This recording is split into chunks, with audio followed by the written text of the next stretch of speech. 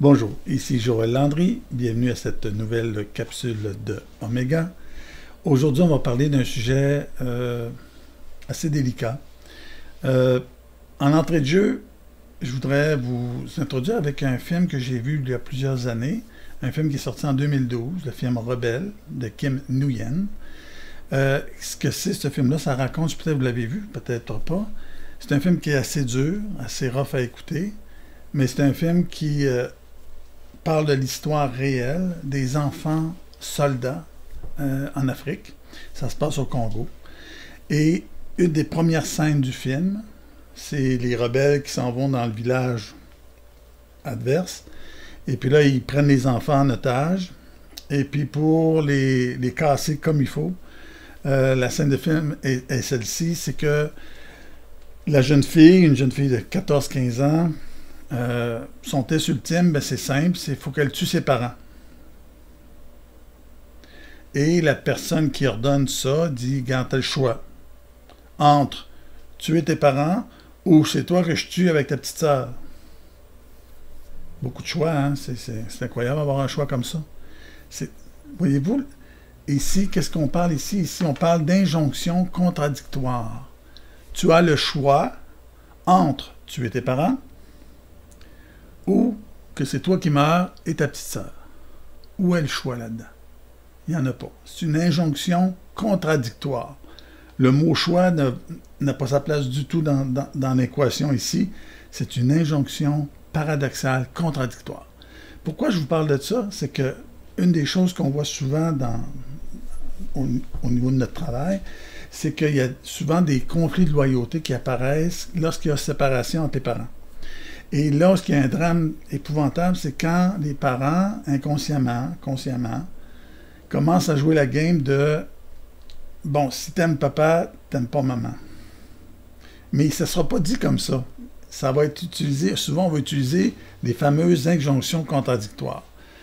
Moi, c'est un bel exemple. Ça fait plusieurs semaines que papa ou maman disent « En tout cas, votre mère n'a pas d'allure, elle nous a quittés, elle n'a pas de cœur, c'est incroyable de nous avoir fait ça. » Comme l'inverse, ben votre père, c'est un sans-cœur, il n'aurait jamais dû nous quitter, comment c'est qu'il vous aime pas assez, il est parti. Fait que la séparation se passe très mal et un des deux parties n'accepte pas du tout, du tout. Donc, et là, tout à coup, la maman dit aux gens autour d'elle, et quand les enfants sont là, elle dit, tu sais, moi, les enfants, s'ils veulent voir leur père, je vais respecter leur choix. Et le problème, c'est que si ça fait plusieurs semaines que vous dites que leur père est un sans-cœur, donc, l'équation est assez simple, me semble.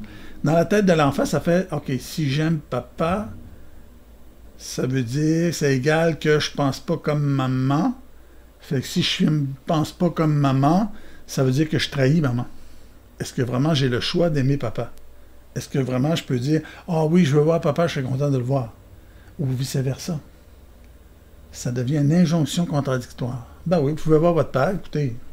Oui, mais c'est parce que si c'est un sans-cœur, je ne peux pas aller le voir. Si je vais le voir, donc je te trahis. Et ça, c'est extrêmement pernicieux. C'est une forme d'harcèlement moral extrêmement nocif. Le conflit de loyauté, là, c'est à peu près, c'est un des tops du top pour, si vous voulez, vraiment, là, mêler vos enfants, faire du tort à vos enfants, mêler leur cœur vraiment à faire du tort au plus haut point. Allez-y, gâtez-vous. Faites-en du harcèlement, comme ça, moral, au niveau de l'injonction contradictoire. Parce que le but ultime de tout ça, là, c'est d'avoir le pouvoir et de priver l'autre de toute liberté de choisir. Parce qu'en fin de compte, vous mettez les enfants contre l'autre, donc vous les mettez en votre faveur. Et quand vous leur dites qu'ils ont peut-être le choix, mais ce choix-là, il n'est pas là. Il n'est pas là, le choix. Soit que j'aime un ou soit que j'aille l'autre. Mais les enfants, si le conflit, c'est le fait que les parents ne s'aiment plus, puis que les enfants n'ont rien à voir là-dedans, sur quel droit on se donne de priver les enfants d'aimer les deux parents? C'est les parents qui ne s'aiment plus, c'est pas les enfants qui n'aiment plus leurs parents. Voyez-vous là, comment ça peut être déchirant? Rappelez-vous du début, l'histoire que je vous ai contée. Et là, dans la scène du film, tu as les parents qui disent « Oui, oui, tire, je veux pas que tu meurs. » Mais ils t'ont détruit cet enfant-là. Elle n'a plus aucun... Il y a quelque chose de brisé. Donc, en terminant, un autre bon exemple, peut-être que vous allez comprendre, un des classiques qu'on entend souvent quand les gens, des fois, vont vivre des ruptures amoureuses, puis qu'ils ont de la misère à quitter l'autre, c'est que le discours d'un, c'est « Tu peux me quitter si tu le désires, il n'y a pas de problème, mais tu auras ma mort sur la conscience. » Est-ce que vraiment il y a le choix de la quitter? Voyez-vous l'injonction contradictoire? C'est comme « Oui, regarde...